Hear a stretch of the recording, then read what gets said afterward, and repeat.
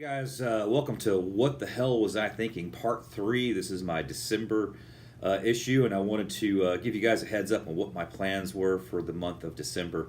And so, hopefully, if you guys are checking this out, you'll tune in to Steve the Drummer at YouTube.com, where I am bringing yesterday's music into tomorrow. I'm spending my Thanksgiving today in sunny, not so sunny actually, Baltimore, Maryland, doing another week of red eye flying, and this week has me focusing a lot of time in the not so sunny town of Baltimore.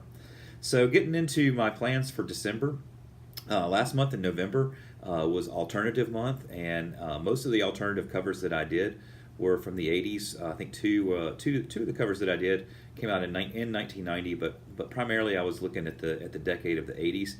In December, I'm going to continue the not so popular alternative covers month. I'm going to make a second month of alternative covers, and alternative music by nature is less popular than more mainstream stuff. But the 90s, I think, was the time where alternative music started to become more mainstream and more popular. It was basically the streaming of alternative music. So my plans for December, I'm going to be delving deeper into alternative month part 2, focusing a little bit more on the 90s, and I think there's still one or two 80s covers in there, but it's mostly a 90s decade.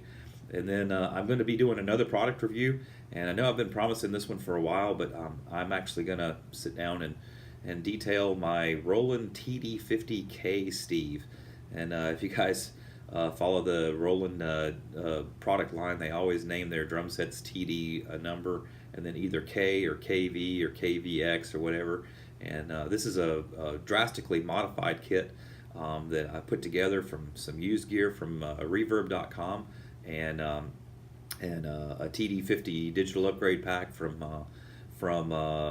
Eric Ham at eDrum Center, and then I've also recently gotten an ATV drum set. So I've kind of cobbled all this together to create my own TD50K Steve, and I hope you'll check that out coming later in the month. Talking a little bit more about the covers, like I said, 90s covers, 90s alternative covers. Still not finding many drumless tracks for most of these covers. So most of these covers I'm playing along to the actual original track. I've kind of got mixed feelings about that. Last month was an eye-opening month for me. Historically, I had virtually never used original tracks. I'd almost always tried to steer towards the drumless tracks for the very reason that I think honestly the original track is less forgiving. I think if you can find a drumless track to the cover that you're trying to do, it's a more forgiving thing because you're not kind of competing with the existing drum track.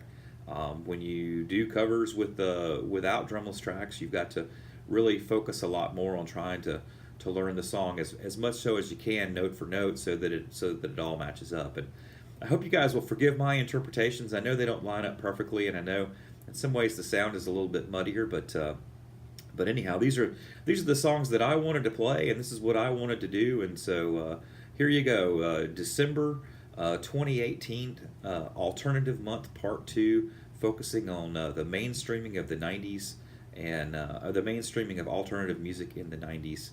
And like I said earlier, SteveTheDrummer.com, Steve the Drummer at YouTube.com. We're bringing yesterday's music into tomorrow. Hope you guys have happy holidays. Take care.